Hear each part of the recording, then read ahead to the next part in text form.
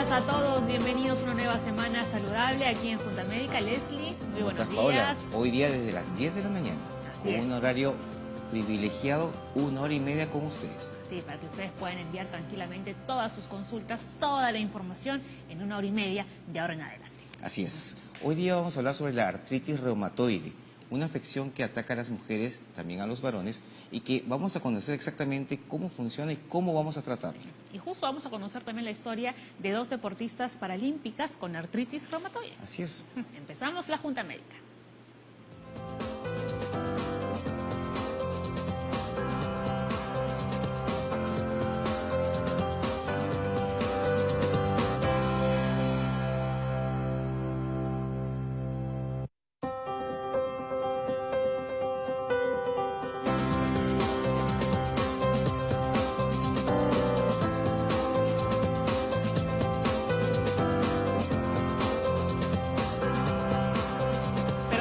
Antes de hablar de la artritis reumatoide, vamos con lo principal, con lo que está de actualidad, ¿no? El síndrome de Guillain-Barré. Les adelantamos que el día miércoles tendremos un programa especial sobre este síndrome, así que ese día sí mándenos todas sus preguntas, ¿no? Porque tendremos aquí en la Junta Médica a los expertos en la materia y por supuesto también al doctor Soto. Claro que sí.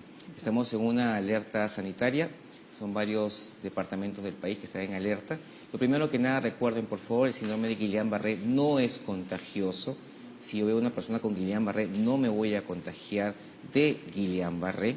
Están ahorita haciendo las investigaciones del caso para determinar si la causa es un virus respiratorio o es un agente infeccioso de causa diarreas u otra causa que lo están investigando en el Ministerio de Salud. Claro, aquí el asunto es que a veces cuando escuchamos la palabra alerta, no epidemiológica o alerta sanitaria, nos empezamos a poner nerviosos y a veces en vez de informar, desinformamos y la gente pues peor, se asusta más todavía. Claro que sí, pero la alerta usualmente es para nosotros los médicos y los centros hospitalarios, porque ahora con esta situación que tenemos del síndrome de Guillain-Barré, nos estamos abasteciendo de todos los insumos que se requiere para el tratamiento.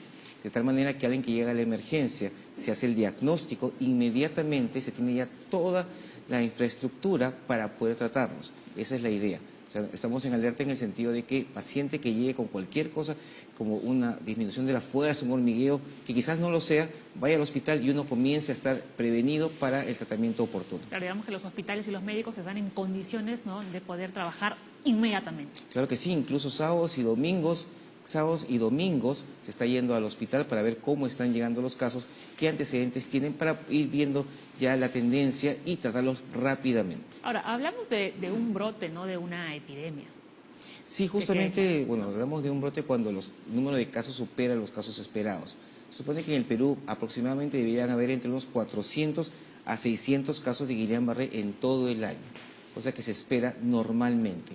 Aparentemente ahorita tenemos mayor cantidad de casos, por eso es la alerta, ¿no? Algo que está saliendo del patrón normal y que quizás tengamos un agente que esté en el medio y hay que detectarlo rápidamente. Ahora, hay que tener en cuenta que la mayoría de casos justamente se dan en estas fechas, ¿no?, que es con el cambio de temperatura, y digamos que la gente está más susceptible, ¿no?, a contraer, por ejemplo, la gripe, ¿no?, o una serie de infecciones. Claro, justamente uno de los virus que está involucrado muchas veces, como el año pasado, en el 2018, fue un enterovirus.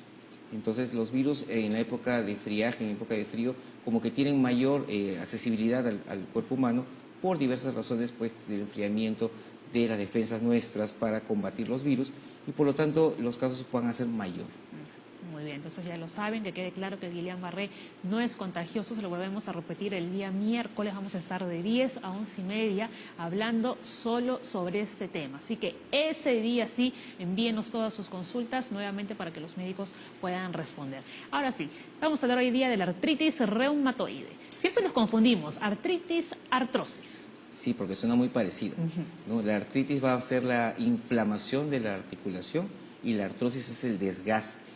Entonces, cuando hablamos de artritis reumatoide, estamos hablando de una enfermedad en la cual las articulaciones comienzan a deformarse y comienza a haber dolor en estas articulaciones por este proceso.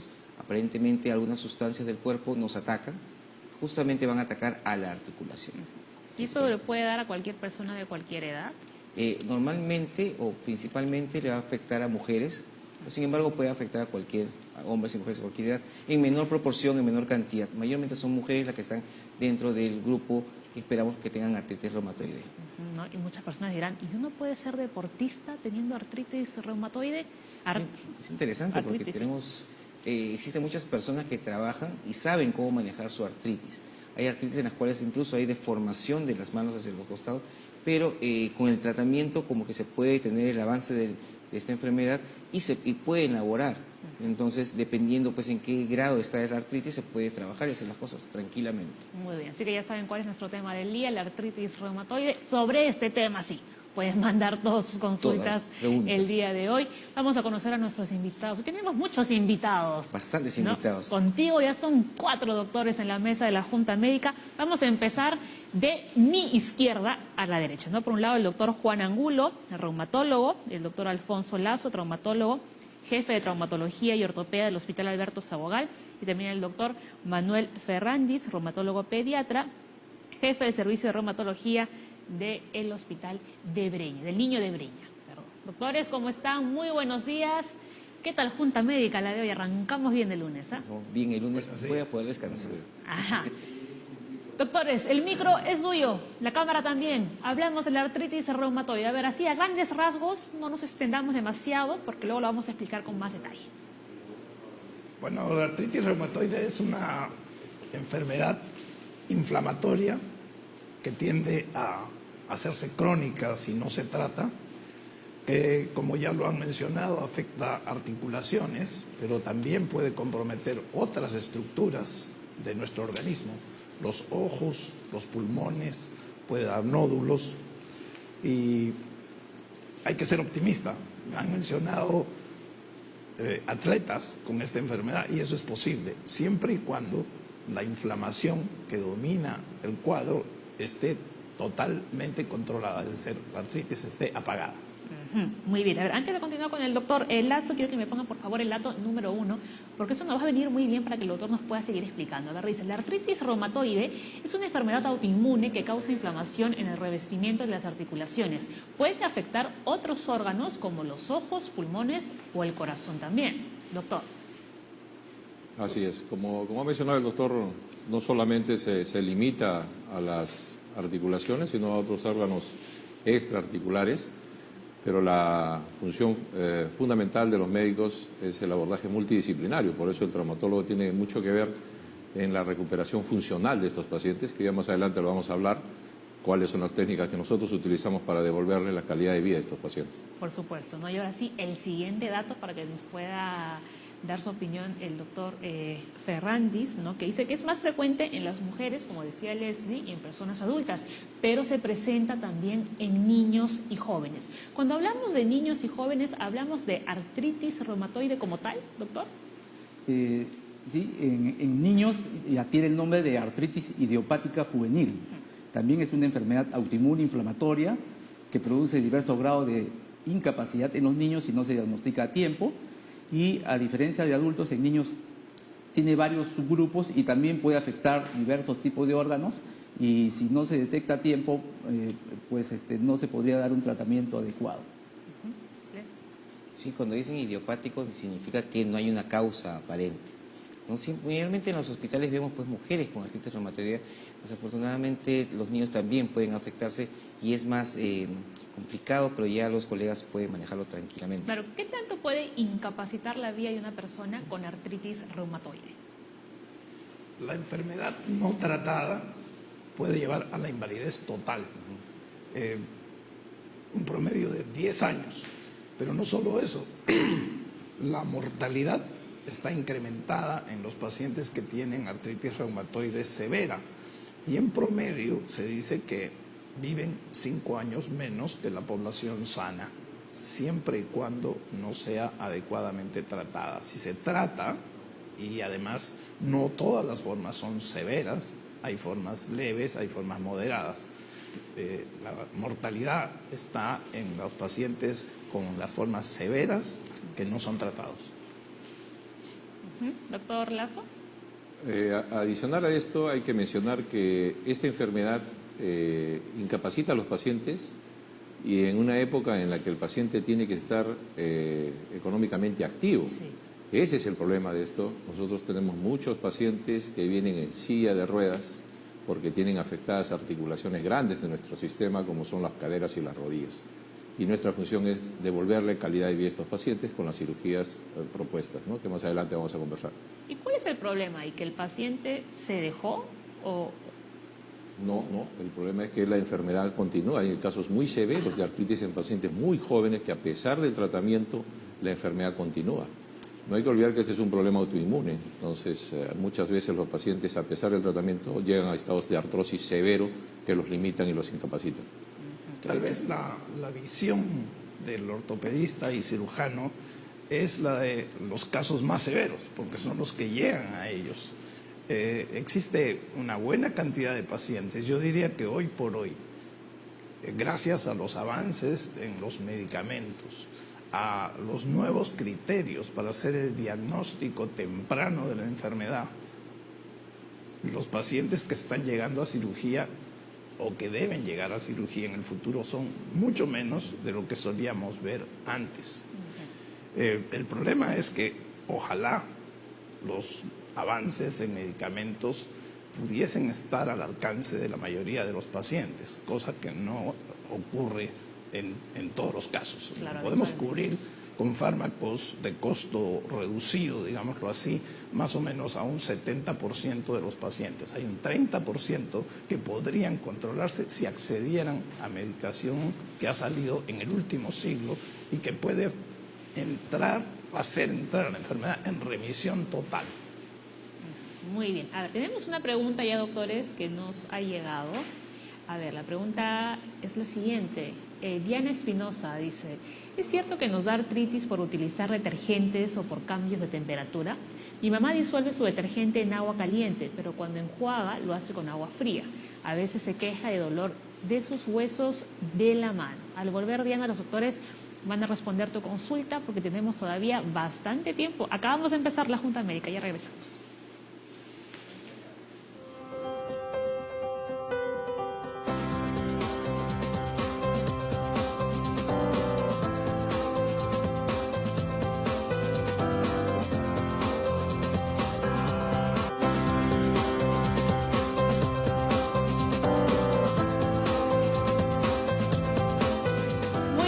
Se acaba recién de enganchar la señal de TV Perú. Aquí estamos hablando en la Junta Médica de artritis reumatoide. Nuevamente les voy a volver a presentar rapidito a nuestros invitados el día de hoy: el doctor Juan Angulo, reumatólogo, el doctor Alfonso Lazo, traumatólogo, y también el doctor Manuel Ferrandiz, o Ferrandiz es su apellido. Ferrandiz, ¿no? Reumatólogo pediatra, y por supuesto nuestro médico de cabecera, el doctor Leslie Soto, médico internista. A ver, nos íbamos con esta pregunta, doctores. Diana Espinosa decía, ¿es cierto que nos da artritis por utilizar detergentes o por cambios de temperatura? Mi mamá disuelve su detergente en agua caliente, pero cuando enjuaga lo hace con agua fría. A veces se queja de dolor de sus huesos de la mano. ¿Esto es un mito o realmente tiene algo que ver el uso de estos químicos con la artritis reumatoide? Mito. Generalmente los pacientes relacionan sus dolores al uso de detergente o de agua fría, pero muchas veces lo que sucede es que eso pasa en pacientes que tienen artrosis, que mencionó que era una enfermedad degenerativa y a veces produce nódulos de diversos tipos en las manos, y al hacer ese tipo de actividad tienen dolor y lo relacionan no a la artrosis sino al problema del detergente o del agua fría, lo cual es un mito, ¿no? Ahora, hay que diferenciar bien, ¿no?, lo que es artrosis de artritis, porque hay demasiada confusión con estas dos enfermedades. A ver, doctor Lazo, doctor Angulo, doctor Ferrandín, ¿quién quiere responder? Bueno, artritis es el término general para cualquier condición que inflama la articulación. Itis, sabemos, amigdalitis, dermatitis, en fin, duodenitis, gastritis, todo eso de inflamación. En la artrosis no hay un componente inflamatorio tan marcado. Como ya se mencionó, lo que ocurre es un problema a nivel del hueso y del cartílago que se va adelgazando. El fenómeno inflamatorio es secundario y mínimo. La artritis afecta a personas, hablando de la forma adulta, desde los 16, 18 años hacia adelante. La mitad de las pacientes tienen menos de 45 años. En cambio, la artrosis afecta sobre todo a personas mayores, tanto varones como mujeres. La mayoría de las mujeres después de la menopausia y en los dos sexos a partir de los años 50, 60, 70. Y mientras más avanzamos en edad, más probable es que lleguemos a tener artrosis. De manera que hasta el 80% de la población mayor puede tenerla. Artritis reumatoide se da solamente en 1 de 200 o eso a nivel de Lima. Hay estudios nacionales, la doctora Gamboa hizo un estudio en Cieneguilla, o en Juliaca hay otro estudio, es 1 de cada 100. Entonces ahí responderíamos, ¿no?, la consulta de Rafael Benavides, que dice la artrosis tiene relación con la artritis reumatoide. Hay que adicionar además que la artrosis, como proceso degenerativo, tiene dos grandes subgrupos. Una artrosis que se llama primaria, en la que no podemos identificar una causa de por qué se destruye el cartílago, y las artrosis secundarias. En las artrosis secundarias entra la artritis reumatoidea, porque finalmente el proceso inflamatorio va a dañar el cartílago y va a degenerarlo el cartílago y nos va a llevar a una artrosis no primaria, pero sí secundaria. Entonces hay un gran grupo de artrosis secundarias, pero no solamente debido a artritis reumatoidea, por posinfección, pacientes que hacen necrosis avascular de la cabeza. Entonces hay una serie de patologías que nos pueden dar artrosis secundaria, pero la artrosis primaria en sí no tiene componente inflamatorio. Es una cosa que no tiene nada que ver. Para complicar la terminología, muchas veces en la literatura se señala el artrosis no como osteoartrosis, sino osteoartritis. Y eso da confusión a muchos pacientes, porque el término nosológico es osteoartrosis u osteoartritis. Y la otra enfermedad es artritis reumatoidea. Ok, entonces ya queda clara la diferencia, ¿no? Pero es un punto importante a nivel de manos, porque la artritis reumatoide tiene predilección por articulaciones pequeñas. Su comienzo, su inicio, casi siempre es en articulaciones pequeñas de las manos. Y en las pequeñas de las manos también puede ocurrir osteoartritis primaria, como dijo el doctor Lazo. Si miramos la mano, la artritis reumatoide va a comenzar en muñeca o en esta hilera de las articulaciones donde nacen los dedos y a veces las del medio. La artrosis en las manos comienza en las articulaciones distales, las que están cerca a las uñas. Esa distribución marca una diferencia clara desde el comienzo. Importante. Tenemos que la artritis reumatoide causa dolor en las articulaciones, rigidez, hinchazón y disminución del movimiento articular. Tenemos también que es más que una enfermedad de las articulaciones, puede causar inflamación en todo el cuerpo. Doctor, también cuando comenzamos a ver pacientes con artritis reumatoidea, pedimos placa de manos, fundamental para hacer diagnóstico. Tardío. Tardío. Los criterios para hacer diagnóstico de artritis reumatoide han cambiado mucho.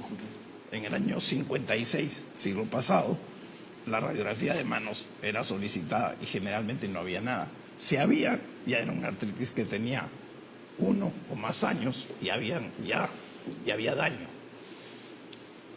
Los últimos criterios, que son del año 2010, a los que se ha llegado por consenso de todas las sociedades europeas de reumatología y el Colegio Americano de Reumatología, pone énfasis en el compromiso de las manos, el de las articulaciones pequeñas, y 2 pruebas de laboratorio. Una antigua, que era el factor reumatoide, es presencia de anticuerpos en el suero de estos pacientes, y una más reciente que se llama, tiene un nombre complicado, anti-CCP, vamos a dejarlo así nada más, porque lo demás no contribuye mucho. Entonces, la mayoría de pacientes tiene 1 o 2 de estos anticuerpos en su suero. Y además hay otros datos del laboratorio que nos indican lo que decíamos, la inflamación, que son la velocidad de sedimentación y la proteína C reactiva. En cualquier paciente que tiene dolor, que además no es cualquier dolor, es dolor en reposo, eso es lo que llama la atención y es otra diferencia con la artrosis. O sea, no duele cuando uno está en movimiento. Y justo le duele en la noche, despierta al enfermo. Y cuando el enfermo se despierta en la mañana, amanece con una sensación de manos entumidas, que no las puede abrir ni cerrar. Y si esta condición dura 6 semanas y los datos del laboratorio son positivos, tenemos el diagnóstico temprano. Y ahí es donde tenemos que entrar. Si entramos cuando ya la radiografía nos dice que hay daño, Muy tarde. Además, tarde. como imagen, la radiografía, como mencionó, es antigua para el diagnóstico. Tenemos diversos estudios de imágenes, ecografía musculoesquelética, que tiene bastante uso en los últimos años, y hay muchos especialistas expertos, tanto radiólogos como reumatólogos, nos ayudan a un diagnóstico temprano. Ya a veces, si hablamos de resonancia, es un estudio muy caro, pero también nos da un diagnóstico mucho más precoz todavía, ¿no?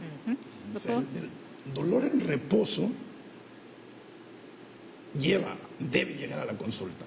El médico entrenado, el reumatólogo, porque hay consenso en que el que debe tratar la artritis reumatoide es el médico reumatólogo, que es un especialista dentro del campo de medicina interna. Está dotado de la capacidad de detectar hinchazón de la membrana sinovial solo por palpación. Y en eso depende el grado de entrenamiento que tenga. ¿Y cuándo entra a Insistimos tallar? mucho. Y si hay dolor y uno no encuentra, ahí puede ayudar el ultrasonido. Ya. ¿Y cuándo entra a tallar ahí el traumatólogo? Nosotros hacemos manejo, idealmente sería hacerlo el manejo en fases tempranas del desarrollo de artrosis. Desgraciadamente en nuestros hospitales los pacientes esperan mucho tiempo para llegar al traumatólogo y llegan con lesiones muy severas y que hacen complicada la cirugía. En caso de manos, la deformación que produce esta enfermedad es muy limitante para los pacientes. Y nosotros tenemos muchos cirujanos de manos que pudieran actuar de manera más temprana, pero llegan los pacientes muy tardíamente y ya lo tenemos que hacer cirugías simplemente de salvamento para primero calmar el dolor, porque lo que lleva al paciente al traumatólogo definitivamente es el dolor, un dolor que limita su actividad de la vida diaria, y nosotros tenemos que hacer cirugías ya como rescate. ¿Cuáles son? Fundamentalmente artrodesis. En las manos hacemos artrodesis, que significa pegar las articulaciones que ya pierdan movilidad, pero que calmen el dolor, y dejar una mano más o menos funcional. ¿Ya? Y más adelante ya vamos a conversar acerca de las cirugías ya mayores, como son reemplazos de cadera y de rodilla en pacientes muy jóvenes. Yo he mencionado que es el reumatólogo el que tiene que tratarlo, y eso lo podemos decir ahora con claridad, porque si vuelvo al siglo pasado, a nivel del Perú y solo en la costa habían 10 reumatólogos, máximo. Ahora somos 300. Estamos repartidos en todo el país, excepto San Martín, Madre de Dios, Huánuco, Huancavelica y Apurímac. En esas ciudades, en esos departamentos que no tienen ni un reumatólogo, es el internista, pero un médico internista bien entrenado, que sepa, que haya sido capacitado en examinar articulaciones. Así como nosotros somos expertos en examinar articulaciones y no somos expertos en examinar corazón. Lo hacemos porque lo aprendimos, pero no tenemos la destreza de hacerlo en el día a día. Entonces, para esos departamentos donde no hay reumatólogo, importantísimo el médico internista. A ver, Les. Sí, entonces vamos a aclarar entonces, paciente que tenga un dolor articular más de 6 semanas, con rigidez matutina, que a la hora que se levante está todo duro y no puede hacer este movimiento y lo hace después de 1 hora, tiene que acudir sí o sí al reumatólogo rápidamente para hacer las evaluaciones respectivas, que puede ser artritis reumatoide u otras enfermedades, ¿no? En la parte, por ejemplo, de infecto tenemos VIH, tenemos brucelosis, otras cosas más, incluso en misma reumatología, el lupus también hay que descartarle en esa parte, y muchas cosas más. Doctor, entonces, los pacientes que nos llegan, desafortunadamente llegan tardíamente a la consulta. Mucha gente hasta que ya no puede agarrar algo, recién llega. ¿Qué podemos hacer con estos pacientes? Por eso este programa es importantísimo. Claro que sí. Y hay que insistir en etapa temprana. O sea, dolor en reposo, rigidez matutina, más de 6 semanas. Vaya al reumatólogo o al internista que tenga la mano. Tenemos aquí una imagen, doctor. Por favor, adelante para que nos pueda hacer su explicación anatómica. ¿Cuál es la función del cartílago? ¿Qué es lo que sucede con nuestro cartílago? A ver. Todas las articulaciones móviles tienen la estructura que está aquí en el gráfico. Son 2 huesos, en general, hay excepciones, por la muñeca hay 8 huesos, pero en general toda la articulación que se mueve tiene hueso y hueso. Cada hueso está cubierto por esta lámina que aquí está en azul, que es el cartílago, que es el amortiguador de la articulación, es el elemento noble, el que permite que la articulación se mueva sin ningún problema y que no hayan roces. Aprovecho. La artrosis comienza aquí, en esta unión entre el plato óseo y el cartílago. Rodeando estos dos huesos que conforman la articulación, hay una estructura gruesa que se llama la cápsula de la articulación, que está aquí en blanco plomizo, y la membrana sinovial es esta rojita, exagerada. Normalmente no la vemos, es como la conjuntiva del ojo, que si no está inflamada no se ve. Cuando está inflamada se hincha, segrega un poco más de líquido. Este llamado espacio articular está exagerado. Normalmente casi no existe porque está pegado cartílago con cartílago, pero para fines didácticos se pone este espacio. ¿Qué es lo que hincha la articulación? Cuando la membrana se inflama y segrega más cantidad de líquido, entonces eso es lo que hace que la cápsula esté hinchada. Y cuando abordamos la articulación nos damos cuenta que está efectivamente hinchada. Cuando el paciente la ve hinchada, ya eso no tiene importancia. Aquí vemos que han graficado más líquido y la membrana más gruesa. Si la hinchazón persiste mucho más de las 6 semanas que hemos estado mencionando, la cápsula se distiende, se afloja. Los tendones y los ligamentos que le dan firmeza como un amarre a la articulación se sueltan. Y entonces vamos a tener que comienzan a desviarse y a deformarse. Y por otro lado, se comienza a carcomer el cartílago. En este diapositivo tenemos la rodilla, que es una articulación en este lado normal, que tiene una depresión hacia adentro, hasta la parte media donde se encuentra con la otra, debería tener una depresión acá y otra acá arriba. Vemos aquí cómo está hinchada esta zona y clínicamente uno con las 2 manos puede empujar acá y se va a formar una bola acá. Eso quiere decir que hay líquido libre dentro de la articulación. Si nosotros paramos la enfermedad en el estado en que está la membrana inflamada, temprano, ni se distenderán las cápsulas, ni se romperán los ligamentos, ni se carcomerá el cartílago, ni aparecerán las erosiones. Por eso es que es importantísimo que entremos temprano. Vamos a ver cuáles son los síntomas, ¿no?, que aparecen con la artritis reumatoide, también para que podamos comentar con agregar los a lo que doctores. estábamos mencionando, es que en nuestro país la gente acude cuando tiene algún síntoma, sobre todo articular, al famoso huesero. Sí. Y es ahí donde se pierde mucho tiempo porque son pacientes que tienen piensan que a veces da risa porque vienen al consulta del médico y dicen, doctor, necesito una radiografía porque el huesero me la ha pedido. Porque entonces llegamos a ese estado de desconocimiento de las enfermedades y nuestra función fundamental aquí yo pienso que es educar a la población. O sea, el huesero es una persona que tiene alguna importancia, en algunos casos sí, que reconocerlo, es gente que puede conocer algunas cosas, pero en este tipo de cosas lo único que hace es retrasar el inicio del tratamiento y el diagnóstico.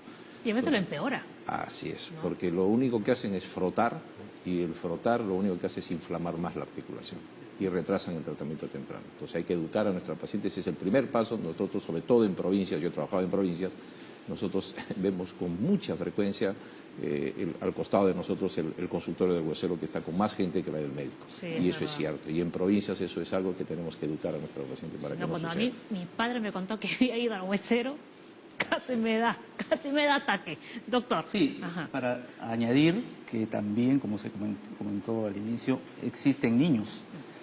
Antes de los 16 años es artritis idiopática juvenil, que muchos le llaman artritis reumatoide juvenil, como mencionó el doctor, después de los 16 años es artritis reumatoidea. Y la incidencia y prevalencia no son tan raras como se piensa, ¿no? Más o menos se dice que hay una incidencia de 10 hasta 30 por cada 100.000 niños menores de 16 años y una prevalencia que es de 120 hasta 300 o 400 niños menores de 16 años por 100.000. O sea, extrapolando, diríamos que en el Perú habrían entre 4.000 a 6.000 niños con artritis idiopática juvenil. Y de igual manera, hay algunas variedades que son tal cual similar a lo del adulto, con deformaciones, sinovitis, factor reumatoideo, y otras variedades en las cuales hay un compromiso sistémico, es decir, hay fiebre y que simula muchas enfermedades como virus, enfermedades infecciosas, etcétera. Pero al igual que en adultos, también se presentan diversos grados de discapacidad y es importante igual el diagnóstico precoz para dar un mejor tratamiento y evitar discapacidad. Y simplemente concluir que 30% de niños que tienen artritis de diversas edades, en promedio es 10 a 11 años, en la adultez van a seguir con artritis activa. Quiero rescatar dos cosas que me parecen muy pertinentes. Una, la educación que mencionó el doctor Lazo. Esto que hemos hecho en este diapositivo hay que explicárselo al paciente para que sepa cuál es el riesgo que va a correr. Hay que explicarle que no es cuestión de usar corticoides en dosis altas por largos tiempos. Podemos usarlos dosis pequeñas, corto tiempo, mientras se espera la acción de otros medicamentos que son los que van a frenar la enfermedad. Díganme ustedes, ¿cuánto tiempo puede tomar el médico en explicarle solo esta parte del diapositivo durante su consulta? La primera consulta es importantísima y nos va a tomar bastante tiempo. Muchas veces los sistemas privados y nacionales obligan al médico a ver un número de pacientes en una hora y le dicen que tiene que ver 20 o 30 pacientes en 4 horas. Si le tocan pacientes con artritis reumatoide, la primera va a ser larga y las demás consultas también son complicadas. Uno dice, ¿para qué tengo que ir a mi consulta? Mire, primero tenemos que ver si la enfermedad está controlada, si ya no hay inflamación. Tenemos que hacer ajuste a la medicación para arriba si es que no está controlada o para abajo si está controlada. Tenemos que ver que lo que le estamos dando no le cause problemas en otros sitios, los efectos secundarios. Hay que hacerle algunos análisis. Si tiene otras enfermedades, hay que ver que los medicamentos que le estén dando por otra condición, aunque sea pasajera, no vayan a potenciar efectos negativos de los que estamos usando. Y hay que ver en el examen y en la historia si no tiene otras complicaciones fuera de las articulaciones, porque ya dijimos, es articular, pero también es extraarticular. ¿Cuánto tiempo debe tomar esa consulta? Entonces, si un paciente viene con artritis reumatoide y aunque sea el especialista lo ha tratado en 10 minutos, disculpen, ahí hay algo que está mal. Y ese es un sistema que tendríamos que tratar de modificar desde las sociedades médicas. Doctor, creo que podemos añadirle también que la gente tiene miedo, entre comillas, al corticoide. Una. Y dos, mucha gente dice, ¿para qué voy al reumatólogo si me va a dar corticoides? Mejor me voy a comprar a la farmacia, más barato, y me ahorro la consulta médica. Es que eso ocurre. Y me ahorro estar esperando Sí, y un tiempo prolongado. después llegan con las complicaciones, porque el corticoide es muy bueno y indicado por el médico, y él va a hacer cuándo lo va a subir, cuándo lo va a bajar y cuándo lo va a cambiar. Pero cuando lo hacemos por nuestra cuenta, ahí viene toda la desgracia de los malos manejos. Claro, y el otro rubro son los antiinflamatorios sin corticoides, que son muy débiles.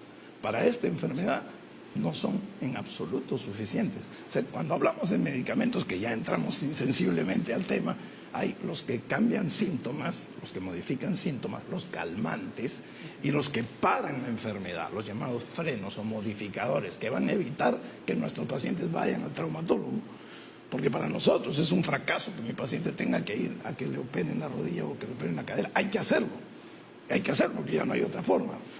Pero ese es un paciente que fracasó ante nosotros y ante nuestra mirada en muchas de las intervenciones que teníamos que haber hecho. Tenemos una consulta. Una pregunta desde Cajamarca. Diana nos dice, por teléfono nos llamó, mi madre de 70 años tiene hinchadas las articulaciones de su rodilla y estas tienen una coloración morada. ¿Esto puede ser un síntoma de artritis reumatoide? ¿Qué dice? Más parece que fuera una artrosis, ¿no? Sí. Por la edad de la paciente y que ambas están comprometidas, ¿no? Exacto, sobre todo cuando son articulaciones grandes, es menos posible que sea artritis reumatoide. Ahora, ella puede tener una artritis, no, hay que ver qué tipo de artritis, o puede ser una artrosis. Sí, una punción, mirar el líquido, nos aclara, no inflamatorio o inflamatorio. Igual señalar, añadir que como señalaba, artritis reumatoide a partir de los 16 años en adelante, pero la mayor frecuencia es entre 30 y 50 años. Eso le voy a decir. Puede tener artritis reumatoide. De todas maneras, se recomendaría hacer un perfil de estudio de artritis reumatoidea, pero la primera posibilidad de diagnóstico es osteoartrosis, pero no descartar. Muy bien. Vamos con la siguiente consulta. Ana llamó desde Los Olivos. Los dedos meñique y anular de la mano de mi mamá están chuecos, torcidos. ¿Qué evaluaciones debería hacerse para descartar artritis reumatoide? ¿Y cuál es el tratamiento que debería seguir? Bueno, faltó la edad de la señora, ¿no? Importante. Bueno, lo primero es examinarle las manos, porque chueco puede ser chueca a la distal para un ladito, o sea, la que está cerca de la uña puede ser chueco desde la raíz. Y si ha sido sin muchos síntomas, probablemente sea una artrosis así delocalizada, pero hay que ver qué articulaciones están, hay que palparlas. En la artrosis, el aumento de volumen, si es que hubiese, es duro. En la artritis, el aumento de volumen es blando, porque es líquido y tejido hinchado, como cuando uno le cae un puñete en la boca o en cualquier parte y se hincha. Eso es lo que pasa en la artritis. En artrosis no. Chuecos, entonces, es una consecuencia de alguna enfermedad previa y dependerá en qué partes del meñique y del índice está el dedo desviado en su eje. Claro, aquí habría nuevamente que recalcar cuáles son las evaluaciones que se tiene que hacer. Además, es importante el anamnesis, o sea, hacerle preguntas a la paciente, ¿no? Si es que, por ejemplo, tiene rigidez matutina más de media hora o más de una hora, o sea, amanece con las articulaciones rígidas, inflamadas, está más relacionado a artritis reumatoidea. Si el dolor le aumenta cuando hace actividades físicas, cuando exprime ropa o cuando hace trajín, probablemente, y también dependiendo de la edad, está relacionada a osteoartrosis, por ejemplo, ¿no? Ahora, si solo hablamos de un dedo, doctor, un solo dedo, Por eso depende. ¿también hablamos de artritis? Aunque sea solo un dedo el que esté comprometido. Sí. Una articulación es una de Claro, estas, ajá. ya, suficiente. Ahora hay que buscar, es artritis, es inflamación, pero pueden haber otras causas, mencionó el doctor, lupus, artritis psoriásica, una enfermedad que causa sequedad de ojos y de boca, que se llama Sjögren, también puede dar inflamación articular. Hay otras cosas que son ya mucho más fáciles. La gota, que es otra enfermedad, afecta una articulación, generalmente en miembros inferiores, generalmente en hombres, generalmente en mayores, pero es una forma de artritis. Entonces, basta que una articulación esté hinchada, inflamada, dolorosa, en reposo, para decir, tiene artritis. Ahora viene el apellido. En este caso, el examen físico podría ser suficiente. Si yo encuentro que son las distales, que están un poquito torcidas, que no le duele, no necesito nada más, ni siquiera radiografía. El tratamiento, que preguntaba también. Dependerá de la enfermedad que diagnostiquemos. Ajá, muy bien. A ver, Leslie, otra cosa. Desde Huancavelica, Jorge nos llamó y dice, tengo 72 años y me han diagnosticado artritis reumatoide. Actualmente siento mucho dolor en la cintura, lo cual me impide caminar y hace un mes se me paralizó el cuerpo. ¿Cuál es el mejor tratamiento para poder hacer mi vida normal? A ver, doctor. Bueno, compromiso de columna lumbar, la cintura. Sí, para comenzar, si es que es del esqueleto, porque podría ser que le esté doliendo un riñón o ambos. Ahora, si le impide caminar, probablemente sí sea columna lumbar. Sí. El compromiso de columna en artritis reumatoide, columna lumbar, es excepcional. Claro. Si fuera columna cervical, sí podríamos decir, es probablemente que sea por la artritis reumatoide. Ya hace un mes se me paralizó el cuerpo. Sí, aquí está haciendo compromiso neurológico. Este paciente tiene que ser visto probablemente por neurólogo y neurocirujano. Ajá. No tiene nada que ver con el tema de hoy. Ahora, muchas veces, a veces hay un sobrediagnóstico de artritis reumatoidea, por ejemplo, ¿no? Hay que ver realmente si cumple los criterios para el diagnóstico, pero es posible que tenga un compromiso de columna, de cadera y tenga un compromiso pues, de compresión radicular, compresión de nervios y le produzca esa sensación de parálisis en el cuerpo. Entonces, tiene que ser, como se ha mencionado, ser evaluado por reumatólogo, corroborar el diagnóstico y pedir también un apoyo del neurólogo, seguramente, ¿no? Claro, o sea, hay algo que quiero que entiendan los televidentes, porque a ver, esta pregunta me sirve perfectamente para ponerlo de ejemplo, ¿no? O sea, explican un poquito lo que tienen y les preguntan a ustedes cuál es el mejor tratamiento. Pero lo cierto es que es bien complicado para ustedes, o sea, si no están viendo a la persona, no saben realmente cómo están sus articulaciones, etcétera, poder decirle qué tratamiento en sí, ¿no? Porque, o sea, sería la verdad un poco irresponsable decir, hágase esto, si ustedes no tienen un diagnóstico Claro, para hacer un certero. mejor tratamiento, Ajá. lo que te hacemos es hacer un mejor manejo diagnóstico. Claro. Entonces, antes de recomendarle un tratamiento al señor que nos ha escrito, a Jorge, la recomendación primera es que tenga un diagnóstico exacto de lo que tiene, aparte de la artritis reumatoide, que eso ya se lo han dicho. Sí. Justamente la idea es tener un diagnóstico exacto, porque desafortunadamente el doctor WhatsApp no sabe de medicina. El doctor WhatsApp, el doctor Google tampoco sabe de medicina. Cualquier persona requiere un diagnóstico y con el diagnóstico podemos ver recién el tratamiento, porque desafortunadamente cada enfermedad puede tener las mismas características, pero hay algo que lo va a diferenciar y eso lo va a ver el especialista y obviamente un tratamiento diferencial. Claro, y eso que el señor dice que ya ha sido diagnosticado con artritis, entonces ya tendría que tener un tratamiento, Claro. ¿no? Pero como dice el doctor, por ejemplo, la columna de la parte lumbar no es frecuente en artritis reumatoide, muy infrecuente, muy raro. A ver, doctor Lazo. Sí, es realmente raro. Y aparte de esto, yo pienso que hay que mencionar todo el tema de las industrias que se han creado a raíz de estas enfermedades inflamatorias. Llámese, los pacientes vienen que el colágeno, que la glucosamina, que me infiltraron. Y se ha creado toda una industria con muy poca evidencia científica de que realmente sean útiles para el tratamiento. Nosotros hemos visto pacientes infiltrados por personal no médico y que han llegado con infecciones severas en las articulaciones infiltradas y que finalmente las han perdido. Entonces, eso también vamos más adelante a conversar sobre toda esta industria que se ha desarrollado. Yo quisiera intervenir. El paciente está en Huancavelica. Sí. No sé si es de Huancavelica. Ahí no hay reumatólogo. Una posibilidad que realmente no tenga artritis reumatoide. Supongamos que tiene un diagnóstico certero. El problema de dolor en la cintura que está incapacitándolo para caminar tiene que buscar otra causa en ese paciente, sin negar que pudiera tener artritis reumatoide. Podría ser que tenga artritis reumatoide, que le hayan estado dando corticoides. Los corticoides a los 72 años llevan a osteoporosis.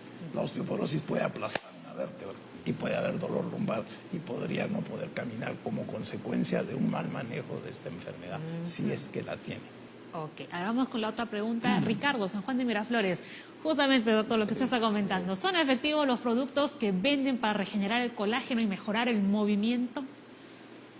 Ahí yo pienso que definitivamente no existe evidencia de que sirvan.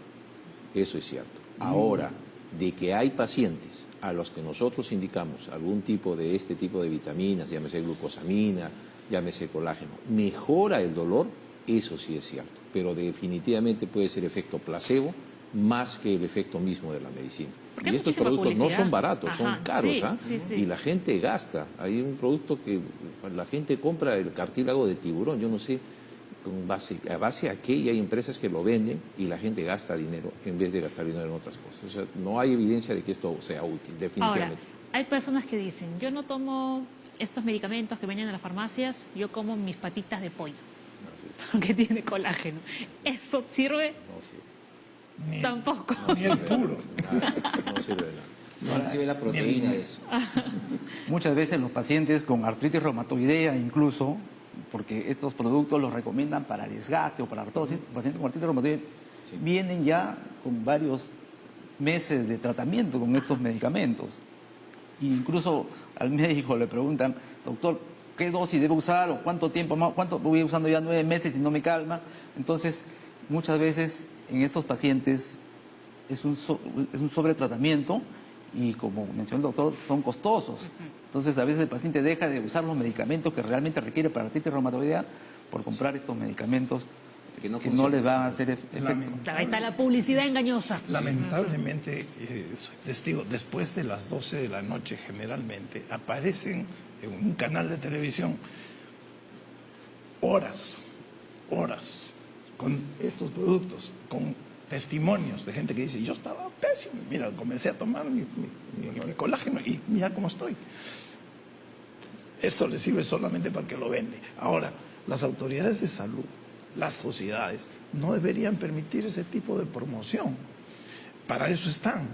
¿Quién si no puede regular qué tiene base y qué no tiene base? El doctor Elmer Huertas, que es un muy buen médico comunicador, sacó hace poco un artículo en El Comercio donde decía los médicos y las sociedades deberían pronunciarse cuando hay este tipo de promoción engañosa. Lamentablemente no lo hacemos. A ver, tenemos una pregunta, esta creo que es para el doctor Manuel. Fiorella Saavedra dice, mi sobrina de 7 años se queja de fuertes olores en sus piernas. ¿A esa edad se puede presentar la artritis? Al volver se responde esta consulta. Ya regresamos aquí en Junta Médica.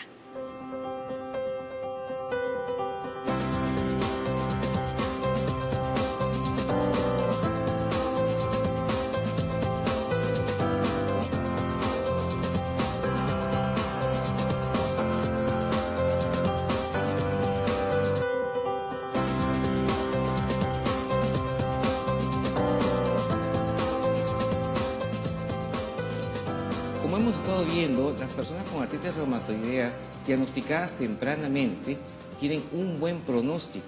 Esto implica que las personas se pueden mejorar y por lo tanto pueden hacer sus actividades. Vamos a ver, Paola, un pequeño reportaje sobre las 2 deportistas paralímpicas que, aunque muchos dirían tienen artritis reumatoide, no pueden hacer deporte. Y eso no es cierto. Sí se puede hacer y muchas actividades. Lo vemos en la nota.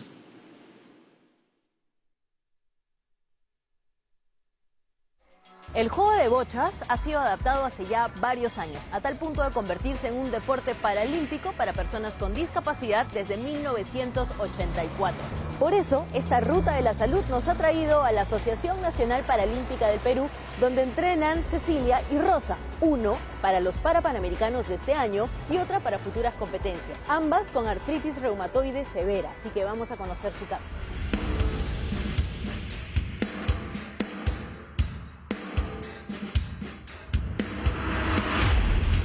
Cuéntenos, chicas, un poco sobre el diagnóstico que tiene cada una. Yo tengo artritis reumatoide juvenil y lo vengo padeciendo de la edad de los 6 años. Yo he sido diagnosticada desde que tenía 12 años y al igual que Cecilia también tengo el mismo problema, artritis reumatoide juvenil, que afectó severamente mis articulaciones. Y para complementar la información de Cecilia y Rosita, estamos con la doctora Patricia Chipana, que nos va a comentar un poco sobre el diagnóstico y el proceso de ambas. La artritis reumatoide, al ser una enfermedad degenerativa, con los años va provocando secuelas que limitan el movimiento y esto nos va a llevar a una discapacidad, a una dificultad de hacer sus quehaceres por ellas mismas, ¿no? Y ellas ingresan al instituto dependientes completamente de una tercera persona.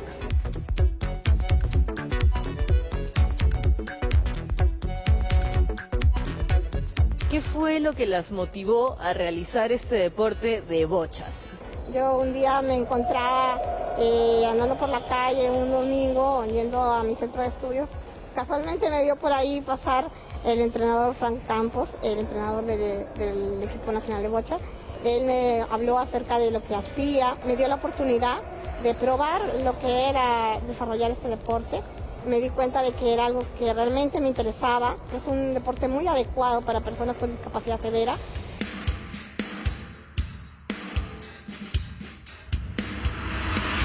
Ya estamos con Franz Campos, que es el entrenador de las chicas de Cecilia y de Rosita, y que nos va a contar un poco cómo llegaste a este deporte, al deporte paralímpico en bochas en este caso.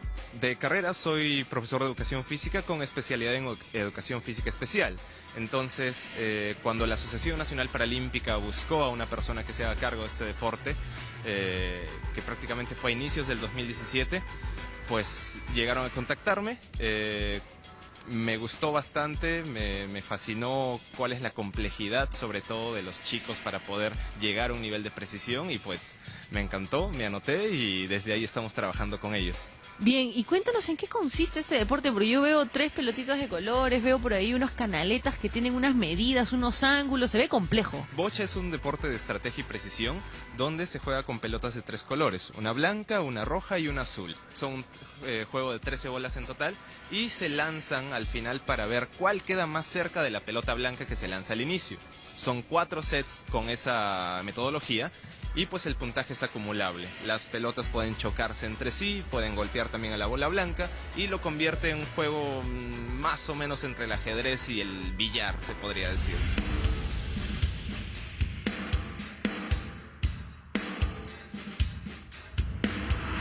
¿Cómo hacen para mezclar el tema de los entrenamientos y las terapias en el INR?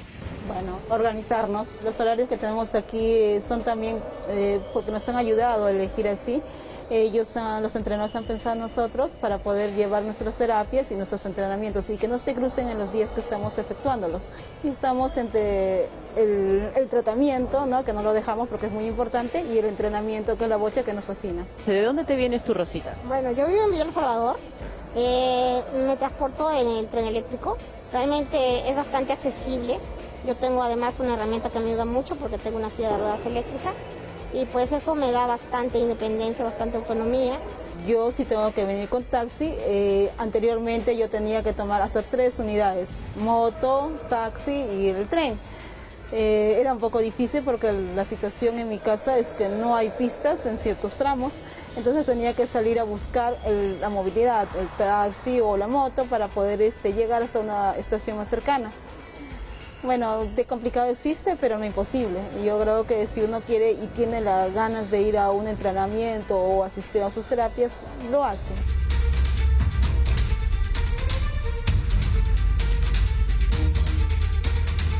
Bocha es un deporte que alberga justo la discapacidad física severa, es decir, personas que muchas veces nunca pensaron hacer deporte en sus vidas, no podrían en todo caso aplicar a otros por su funcionalidad. En base a eso trabajamos con parálisis cerebral severa, artritis reumatoides, artrogriposis, distrofia muscular, etc. Simplemente que el grado de funcionalidad esté afectado como para que todos los chicos en este deporte puedan competir en un mismo nivel o en una igualdad de condiciones. Yo sé, Cecilia, que tú estás preseleccionada para los Panamericanos de este año. ¿Cómo te hace sentir eso? Bueno, me hace sentir con una gran responsabilidad. Es un honor estar en Lima 2019 y representar al Perú. Estoy poniendo todo mi esfuerzo para poder pertenecer a la selección, porque actualmente somos preseleccionados, pero sí con mucho ahínco para poder representar a mi Perú. ¿Se ha puesto duro el entrenamiento? Sí, se ha puesto duro el entrenamiento. Hemos pedido exigencia también y los entrenadores han sido más exigentes y es por un objetivo, también tener un lugar, ¿no?, una medalla en este Juegos Panamericanos Lima 2019. Sabemos que pronto se va a dar la Copa América de Bochas en Brasil y realmente ese es mi deseo, poder participar. Yo estoy entrenando, apuntando a esa mira, ¿no? Espero que pues con todo el apoyo que nos dan los entrenadores podamos conseguir el objetivo.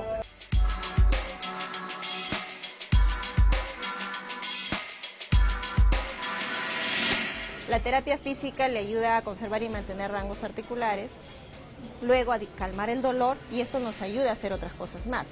La terapia ocupacional, que nos ayuda a mantenerse o realizar actividades por sí mismas, y además con uso de algunos adaptadores, y ellas han logrado hacer cosas.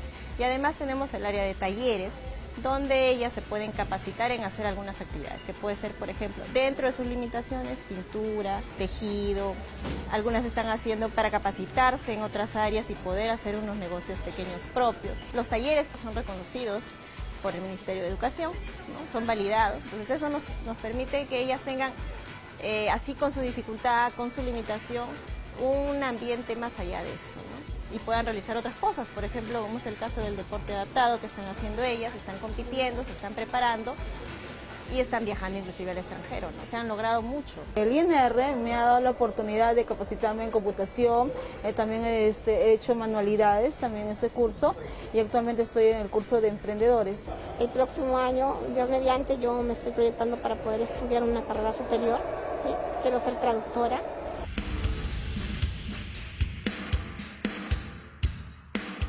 La discapacidad no es incapacidad, todos tenemos las armas para poder lograr nuestras metas. Discapacidad no es el fin de la vida, es tal vez una circunstancia difícil, pero es algo que se puede superar si uno tiene la voluntad para hacerlo. Las barreras solamente existen en nuestra mente. Si nosotros no queremos que existan, pues no van a existir. Y después de haber conocido un poco más sobre estos casos, cerramos nuestra ruta de la salud pensando que muchas veces las adversidades llegan en forma de enfermedades, pero siempre se puede salir adelante. Así que nos vemos. Chau. Muy bien, agradecemos ahora por esta gran nota. Y como decían Cecilia y Rosita, la discapacidad no es incapacidad.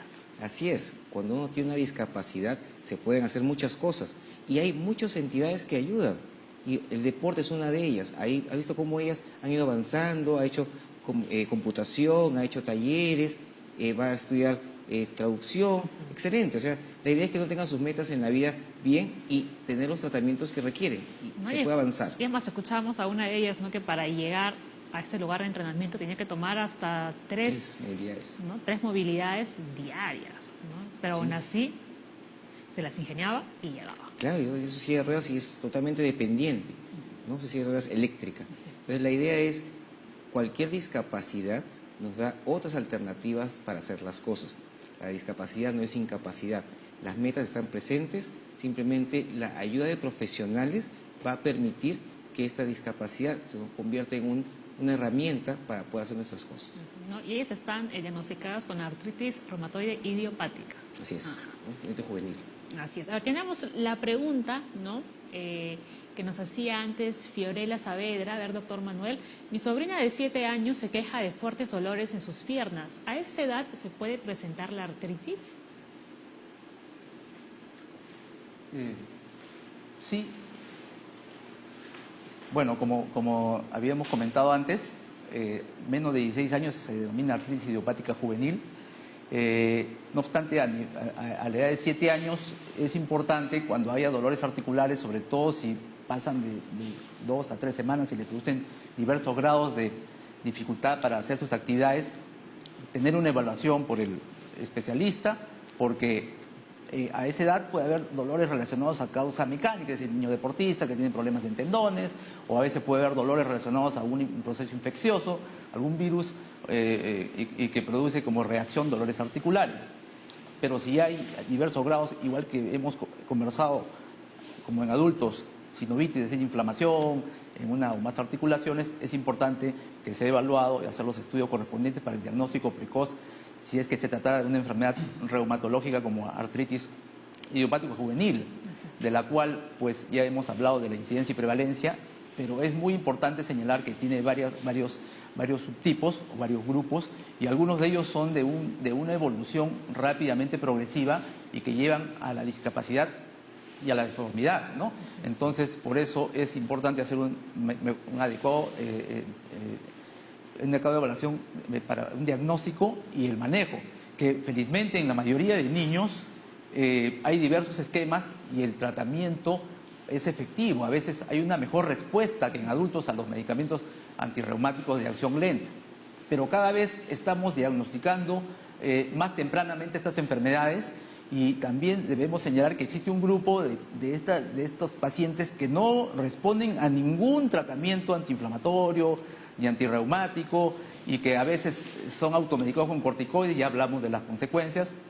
Y hay un grupo también especial que no responde a ningún esquema de tratamiento, y como se señaló, la tecnología avanza, y hace 19 años, 20 años ya tenemos terapias que son moléculas elaboradas con tecnología genética que van directamente sobre el proceso autoinmune que detiene la enfermedad, que son los medicamentos biológicos, que se usan para un pequeño porcentaje de pacientes, que pues te lástima que nuestras autoridades no son coberturadas, y pues muchos pacientes, habiendo algún tipo de posibilidad de tratamiento, pues no se les brinde y llegan a veces a cuadros de discapacidad habiendo podido evitarse. Claro, no, el tema es que a veces... Un par de comentarios. Encomiable primero la labor del profesor Campos del Instituto Nacional de Rehabilitación, y cómo han logrado que estas señoritas, a pesar de que tienen tanta limitación, que están en silla de ruedas, mantengan un optimismo y hayan encontrado una ocupación que las mantiene en ese estado. Eso por un lado. Por otro lado, no hay que afirmar que esto es lo que va a hacer la artritis. Eso es lo que no debe hacer la artritis. Estos casos son casos que ignoramos cómo han sido tratadas, pero indudablemente han sufrido todas las consecuencias nefastas de una artritis. En este caso, artritis juvenil. Hay algo donde también Manuel puede complementar. En Cecilia se ve que tiene el maxilar retraído. Las niñas cuando comienzan su enfermedad a esa edad tienen una serie de trastornos en el desarrollo musculoesquelético que no van a tener los adultos. Y el otro problema es de Rosita. Ustedes la han visto con la carita redonda, está con sobrepeso, yo diría casi seguro que ha recibido exceso de corticoides. Esos son los efectos secundarios de los corticoides cuando se usan a dosis altas, indebidas y a veces como único recurso. Lo que pasa es que los pacientes toman el corticoide y al día siguiente su vida cambia totalmente al comienzo, mientras no haya destrucción. Y se quedan con eso. Y ya no, a veces ya no vuelven al médico. Por eso en la educación también hay que decirles, mira, si tomas corticoides, vas a tomarlos de acuerdo a lo que te digo y los vamos a quitar en cuanto podamos, siempre y cuando tomes los otros medicamentos que son los que de verdad van a controlar tu enfermedad. Si no se lo explicamos, la paciente se siente muy bien y se queda con eso y después vienen todas las consecuencias. O sea, los efectos Ahora, otro pilar del manejo de la artritis reumatoide está en la terapia física, pero no en esta situación, en la etapa temprana. Hay que enseñarles ejercicios para evitar que los dedos se tuerzan, que refuercen musculatura en las manos. Hay que hacer un balance entre cuánto deben reposar y cuándo deben actuar, cuándo pueden tener actividad física. Si la enfermedad está apagada, que es lo que se llama enfermedad en remisión, que es nuestro objetivo, puede hacer todo. Tengo una paciente en el Cusco que acaba de venir a competir en la maratón hace poquito y se está preparando para la de Nueva York. Eso es posible cuando la enfermedad está apagada, pero articulación que esté inflamada tiene que hacer movimientos, ejercicios dirigidos por la terapia física y en ese momento, hasta que se apague, no puede entrar a deporte competitivo. Hará algunas cosas. Nunca reposo absoluto, nunca dejar de trabajar. Una acotación. Pues justamente este tipo de pacientes que acabamos de ver son los que nosotros recuperamos.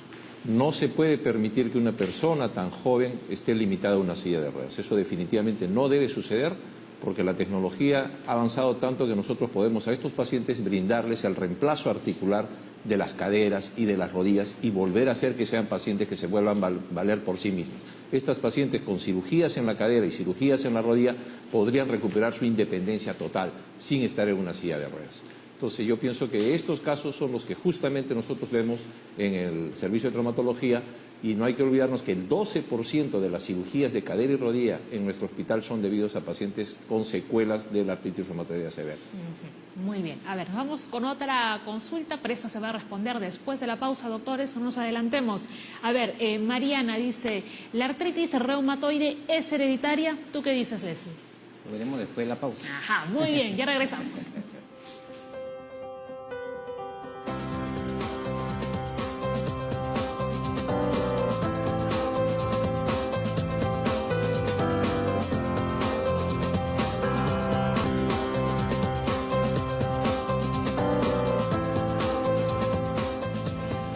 Vamos ya con lo último del programa. Qué rápido se nos ha pasado, ya son las 11:10. Mira, 1 hora y media, recuerden, de ahora en adelante. A ver, rapidito. Mariana preguntaba, ¿la artritis reumatoide es hereditaria? Hay un factor herencia, pero para graficarlo, si tenemos 6 pares de gemelos idénticos con los mismos genes, solamente a uno de los hermanos, 6 pares donde uno de ellos tiene artritis reumatoide, solamente uno de los pares gemelo va a tener la enfermedad. Eso quiere decir que hay un factor herencia, porque decíamos que en la población general es 1%, aquí estamos hablando de 15%, pero hay 85% que siendo idénticos no hacen la enfermedad. Se necesitan factores ambientales. Pero de todas maneras hay mayor frecuencia en los pacientes que tienen enfermedades reumáticas autoinmunes y que tienen familiares con estas enfermedades que la población general. Siempre hay un componente genético. Se duplica el riesgo, más o menos. Muy bien. A ver, Leslie, rapidito, los efectos. Tenemos efectos oculares, respiratorios, cardíacos, renales, inflamación de los vasos sanguíneos, entre otros. Estos pacientes tienen un pulmoncito más chico, doctor, ¿no? Cuando están muy complicados. Un pulmón encogido. Claro, pueden ir a fibrosis pulmonar. Primero hay cambios inflamatorios también en el pulmón, que si persisten pueden terminar en cicatriz que encoge los pulmones y queda dificultad. ¿Y qué pasa con los ojos? En los ojos igual que en artritis reumatoidea, en adultos igual que en los niños, hay diversos tipos de compromiso. Lo más leve, podríamos decir, y más frecuente es la queratoconjuntivitis zika, síndrome de Sjögren o ojo seco, al igual que mucosa seca, boca seca. Pero hay diversos grados de compromiso más extensos, como uveitis, escleritis, y compromisos que pueden llevar a la severa. Por eso, al momento del diagnóstico, es importante hacer una interconsulta con el oftalmólogo en ese momento para descartar algún tipo de compromiso oftalmológico, tanto en niños como en adultos. Muy bien, hagamos ya con las preguntas que nos dan el tiempo, Les. Sí, desde Facebook, Edward nos dice, el cambio de clima empeora el dolor en mis rodillas, cadera y talón. ¿Esto puede ser un síntoma de artritis reumatoide? ¿Qué tratamiento necesito? Cualquier condición reumatológica empeora con el frío, no necesariamente artritis reumatoide. De tratamiento, ya hizo los comentarios Paola. Doctor Lazo. Habría que ver la edad del paciente, porque refiere que su dolor es fundamentalmente en rodillas y caderas, ¿no? Habría que ver si realmente es una artritis, ¿no? Muy localizado, ¿no? Sí. Personas grandes. Son articulaciones No suena. grandes, no suena artritis reumatoide, definitivamente. No suena. Ok. La siguiente pregunta, por favor. Rocío Sánchez llamó, bueno, desde aquí, desde Lima, dice, tengo artritis reumatoide desde hace 15 años. He recibido tratamiento no biológico, pero he cambiado de tratamiento al biológico porque me dio diabetes. ¿Qué consecuencias me puede traer la medicina biológica? Para la gente que no sabe, ¿cuándo hablamos de tratamiento no biológico y cuándo hablamos de tratamiento biológico? Tenemos medicamentos sintéticos, que son los tradicionales, los antiinflamatorios, y los específicos o más específicos para artritis reumatoide, metrotexate, leflunomida, sulfasalacina, básicamente 3, y por ahí alguno más. Los biológicos son productos especiales en cuya fabricación intervienen células vivas, son de alta tecnología, y mientras que los primeros son inespecíficos, van hacia diferentes células buenas y malas, incluyendo hígado, sangre, que pueden tener algunos efectos secundarios, felizmente rara vez. Los biológicos son terapia dirigida a un blanco específico, a una molécula que es una de las generadoras de la enfermedad o del proceso inflamatorio. Hay varias moléculas, no todos los biológicos le sirven a todos los pacientes, depende qué molécula esté jugando en cada caso. Claro, aquí lo que dice Rocío es que dejó el tratamiento no biológico porque le dio diabetes. Probablemente el cambio al medicamento biológico no es por la diabetes. Es posible que tenga diabetes de repente secundaria, tal vez a uso de corticoides, que muchas veces encadena diabetes. Aquí lo que tendríamos que señalar es que probablemente se ha cambiado del no biológico al biológico porque ya tiene una artritis reumatoidea tan severa que ya no responde a los tratamientos convencionales o drogas de antirreumática de acción lenta, como se ha señalado. Y pues sí tiene la posibilidad de usar la terapia biológica, es importante que la use, pero tener en cuenta que el médico reumatólogo clínica ya tiene que tener hacia el paciente una evaluación previa, claro, definiendo si puede recibir la medicina biológica para evitar los eventos adversos claro, que pueda tener, ¿no? ¿Qué consecuencias puede traer? Los más importantes son que aumenta la susceptibilidad de infecciones. Por eso dentro del manejo previo hay que recomendarle las vacunas, hay que prevenirlo, que no debe visitar gente que tenga enfermedades infectocontagiosas, y es parte de la vigilancia, pero sí hay un poco más de susceptibilidad a infecciones. Muy bien, vamos con la Desde siguiente. Facebook, Roberto dice, mi esposa tiene artritis reumatoide. Quisiera saber qué medicamentos debería utilizar durante el embarazo. Ahí entramos a un terreno importante. Hemos dicho que es enfermedad de mujeres, 6-1, menores de 45 años. Entonces, esta condición no es rara en la práctica diaria. Y uno tiene que tener, con la dama que todavía no se embaraza, tiene que tener precauciones. No puede tomar metrotexate por 6 meses, hay que suspenderle flunomida. Entonces se reduce el espectro de manejo. Una vez que ya está embarazada, hay algunos medicamentos que podría usar, pero eso va a depender de su médico tratante, porque hay que ver que no hayan contraindicaciones. ¿Qué puede usar? Azatioprina, hidroxicloroquina, básicamente son los únicos. Dosis bajas de corticoides. Afortunadamente, en el curso del embarazo, 2/3 partes de las mujeres embarazadas tienen una remisión de la enfermedad. Hay 1/3 que no. Y lo peor es Una vez terminado el embarazo, hay generalmente una recaída importante. Y es más, muchas mujeres comienzan su enfermedad entre los 3 meses al año después de tener un parto. Doctor Lazo. Sí, es importante el manejo medicamentoso y fundamentalmente en estas pacientes a veces hay que retirar toda la medicina y durante el embarazo y resumirla después. Sí, Pero hidroxicloroquina, desatioprina y dosis bajas de corticoides están claro, permitidos. si la paciente está activa, que se trata de que esté inactiva para que intente salir embarazada, se intenta usar solamente una dosis pequeñita de prednisona, 5 miligramos, y dependiendo si no responde, como se dice, 2/3 de pacientes hasta entran en remisión durante el embarazo, en remisión entre comillas, o sea, es inactiva. Y si es que no, si es que se mantiene estable, se deja con esa dosis nada más, y si no, se podría añadir hidroxicloroquina. O sea, en caso de que se active. Exacto. Pero la idea también, doctores, es que el tratamiento es individualizado. Cada paciente responde bien a una u otra terapia. De tal manera que si está embarazada no va a recibir esta, porque es lo que debe recibir, sino que dependiendo de la evaluación médica que tenga, vamos a ver qué se le puede dar. ¿No? A ver. Jimmy nos llamó, escribió en Facebook, dice: mi madre de 49 años tiene artritis reumatoide. ¿Qué tratamiento es el más adecuado para su enfermedad? Ahora toma prednisona, ácido fólico y metrotexato. Saludos desde Bolivia. Y un saludo a Jimmy, somos internacionales. Estamos internacionales acá. Saludos, Jimmy. El tratamiento va a ser el que ponga la enfermedad en remisión, el que apague la enfermedad. Hasta ahí está aparentemente yendo bien. Habría que ver, hay que evaluarla para ver si la enfermedad está activa o no está activa. Examen físico, proteína C reactiva de laboratorio, y eso nos va a decir si es suficiente o hay que añadirle algo. Entonces, lo que está tomando está Claro, bien. sí, claro.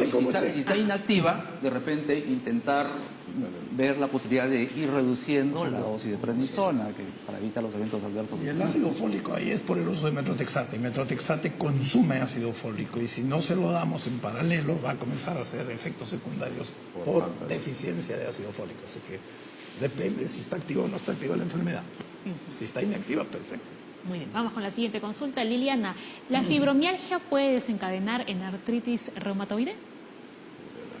Condiciones totalmente independientes, diferentes, a pesar de que, como es tan frecuente, pacientes con artritis reumatoide podrían tener también fibromialgia. Son las pacientes que se siguen quejando de dolor en todas partes. Uno las examina, no hay nada inflamado y la proteína C reactiva está normal. Entonces tiene artritis reumatoide, pero le está doliendo por la fibromialgia, que tiene otra técnica de diagnóstico. Claro, no es que le va a causar la fibromialgia artritis reumatoide. Es una fibromialgia secundaria, pero señalar de que muchos pacientes que tienen, puede haber un sobrediagnóstico de ambas, tanto de fibromialgia como de artritis reumatoidea, y es importante la evaluación especializada. Antes ni se diagnosticaba la fibromialgia y ahora hay un sobrediagnóstico. A ver, vamos con la siguiente, la de José. Dice: llevo tratamiento de artritis en etapa inicial, pero mi rodilla se inflama y ya me infiltraron 2 veces para sacar líquido. ¿A qué se debe esta inflamación?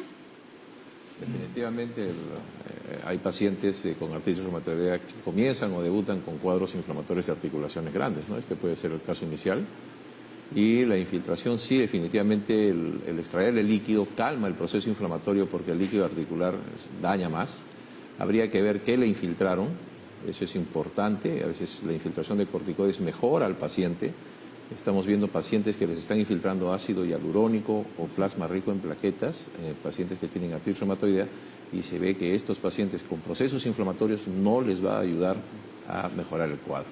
La infiltración de plasma rico en plaquetas o de ácido hialurónico es para pacientes con artrosis primaria, no con procesos inflamatorios. Ahora, este paciente dice: tengo artritis, no dice qué tipo de artritis.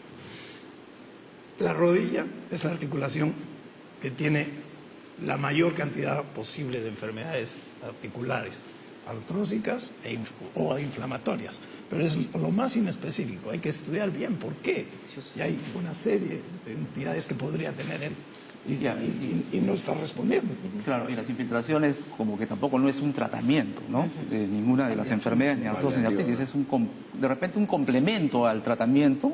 Entonces es importante enfocar cuál es el diagnóstico para darle el mejor esquema, y la infiltración es como una ayuda, podríamos decir, ¿no? Pero esto de infiltración del ácido hialurónico se puso como muy de moda también, ¿no? Sí, con mucha frecuencia. En algunos casos mejora la sintomatología fundamentalmente dolorosa, pero en los pacientes con artritis no va. No funciona. No funciona. Para No artrosis. funciona. Para artrosis, sí.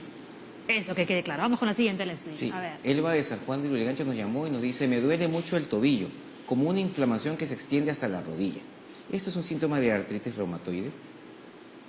No usual. Si eso es todo lo que tienen, no es usual. Es inespecífico. Sí, Lo descartamos entonces lo descartamos. como artritis reumatoide. Vamos con la siguiente, que nos gane el tiempo. Alicia llamó desde Surco. Hace 7 años me diagnosticaron tendinitis y me infiltraron en el hospital. Actualmente amanezco con los dedos torcidos e inflamados. ¿Podría volverme a infiltrar para disminuir los síntomas? Bueno, al igual es inespecífico. No sabemos la edad de la paciente, no sabemos exactamente las características de la forma en que los dedos están torcidos e inflamados. Podría estar tratándose de una artritis reumatoidea. Y de repente la infiltración con corticoides como que va a retardar el diagnóstico, porque le va igual que por vía oral, por infiltración, el corticoide también inactiva si es que es artritis reumatoide la enfermedad y pasa un tiempo más, pero mientras tanto se están lesionando sus articulaciones. Claro. Entonces, al igual es mejor que sea evaluado por el especialista. Por el Y hay reumatólogo. que hacer primero el diagnóstico, ¿no? Definitivamente. ¿no? No sabemos cuántos dedos. Claro, antes de que vaya a infiltrarse, ¿no? Directamente. Por favor, a nuestros amigos y amigas que nos escriben a las redes sociales y que nos llaman por teléfono, importante, díganos su edad, ¿no? Que eso es básico también para los doctores. Es conocido ya, Leslie. Nuestro fan número 1 desde el Facebook dice, Percy Aguilar, ¿qué alimentos pueden ayudar a evitar esta enfermedad? ¿Se puede ayudar Esa con es tipo de una alimentos? pregunta de todos los pacientes. Lamentablemente no hay estudios muy serios sobre la dieta adecuada para el paciente. No hay ningún alimento que cause enfermedad, ni hay ningún alimento que la cure. Es cierto que hay algunos indicios de que los alimentos ricos en carnes rojas, las gaseosas, ricos en omega 6 y la obesidad hacen que la artritis vaya peor.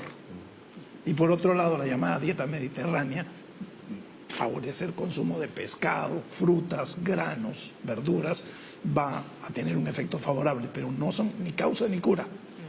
Pueden ayudar a inflamar más o a desinflamar, o ayudar a desinflamar, pero eso es lo menos documentado en estudios serios lo que es la dieta. Merece más estudios. Lo que sí muchos pacientes suspende totalmente las carnes rojas en artritis reumatoidea. Tal vez se suspende las carnes rojas en otro tipo de artritis, que es la artritis gotosa, que está relacionado a un problema metabólico del exceso de purinas y se impide comer carnes rojas. No obstante, en artritis reumatoidea sí pueden comer carnes rojas, no en exceso, ¿no? Y en todo caso lo que hay que evitar es una dieta inadecuada con grasas, embutidos, tabaco, El licor sobrepeso. en exceso y el sobrepeso. Eso sí es evidente. Por lo demás son dietas que son recomendadas para todos, ¿no? Tengan o no tengan. O sea, realmente- Hay que prevenir la arteriosclerosis, hay que prevenir Pero no se puede prevenir la diabetes. artritis reumatoide. Con dieta no. No. Todavía de ninguna manera. Se puede tratar precozmente. Eso que quede claro, doctor, porque a veces hablamos de enfermedades que sí se pueden prevenir, pero hay otras, como la artritis reumatoide, que no se puede prevenir. Todavía, Lo que hay que hacer es, como dice el doctor, ¿no? Atacarla cuando ya está precozmente para evitar los daños, ¿no? Posteriores. Sí, estamos viendo también que algunos tratamientos como el ácido hialurónico, el colágeno no sirven para estas enfermedades. No gasten su No dinero. gasten dinero por gusto. Existen los especialistas que le van a decir qué tratamiento es para su caso. Es un tratamiento personalizado porque cada artritis es diferente. Y si van a gastar dinero, háganlo en las medicinas que realmente necesitan. Claro. Con eso tienen suficiente. Nos vamos, doctores. 1 minuto para cada uno. Las conclusiones finales. Signos de alarma: dolor en reposo, hinchazón articular, dolor al amanecer, rigidez al amanecer. Busque al reumatólogo. Muy bien. Uy, menos de 1 minuto. Claro, conciso. Doctor Lazo. La recomendación que yo les hago, no debemos tener pacientes limitados a una silla de ruedas. Definitivamente la traumatología moderna actualmente les puede aliviar el dolor y recuperar la funcionalidad. El paciente más joven que nosotros hemos operado en el hospital donde yo vengo, el Hospital Sabogal, ha sido una paciente de 17 años que nos llegó limitada en una silla de ruedas por la artritis reumatoidea severa. La paciente actualmente con las 4 articulaciones reemplazadas, las 2 caderas y las 2 rodillas, está en la universidad haciendo una vida normal. Entonces no hay por qué limitarse a una silla de ruedas, hay posibilidades de mejorar desde el punto de vista quirúrgico esta enfermedad cuando es tan avanzada y tan severa y dejarse de limitar. Y recordemos que estas operaciones las puede cubrir el El SIS. Seguro Social y el SIS. Muy bien. Sí, en adultos igual lo que ha recomendado el doctor para un diagnóstico temprano, y en niños a los padres de familia recordarles que esta enfermedad existe, que tiene cierta frecuencia, y si tienen algún grado de dolor o hinchazón por más de 4 semanas no relacionados al deporte, hacer la consulta con el especialista. Y en niños más pequeños que no manifiestan dolor, entonces si tienen ciertos grados de actividades que limitan su actividad de la vida diaria, consultar al especialista para determinar si es algo pasajero o si es un proceso inflamatorio, para que de esa manera se haga un diagnóstico precoz y un tratamiento a tiempo, porque de esa manera se puede llegar a la remisión Muy de bien. la enfermedad. Cecilia y Rosita son casos excepcionales. La mayoría, inmensa mayoría, Manuel debe estar de acuerdo, de pacientes con artritis juvenil ni siquiera tienen artritis reumatoide, como ya se dijo. La gran mayoría tiene otras condiciones. Y aún con artritis reumatoide juvenil, que sería igual a la de adulto, el manejo es totalmente eficaz y para evitar que eso llegue. Muy bien. A ver, recuerden que el día miércoles vamos a hablar durante todo el programa sobre el síndrome de Guillain-Barré. Pero mañana también les nos seguimos actualizando de todas formas los datos que nos van llegando. Claro que sí, vamos a seguir con esta alerta epidemiológica nacional. Vamos a explicar todos los días nuevamente los síntomas, signos y cuándo acudir al médico. Hoy día hemos visto artritis reumatoide, una enfermedad inflamatoria progresiva degenerativa, con los expertos que ustedes han escuchado claramente que todas las enfermedades que tengan, todas las artritis reumatoidea no son la misma enfermedad. El tratamiento varía de persona en persona y tratamientos que mucha gente habla, lo que es ácido hialurónico, lo que es colágeno, no tenemos estudios para que nos digan que mejora la artritis reumatoidea. El mejor tratamiento se lo va a dar su reumatólogo porque es individualizado y usted en él debe confiar porque va a estar mucho mejor día tras día. Muy bien, muchísimas gracias. ¿Qué tal programa el que hemos tenido hoy? Hemos estado casi chipibola, tiempo. Sí, está muy bien. Y Muy es más, bien. nos quedó corto. Y 1 hora y media. Recuerden que ahora la Junta Médica va de 10 de la mañana a 11:30. Así que los esperamos de lunes a viernes. Que tengan un buen inicio de semana. Chao, chao. Gracias.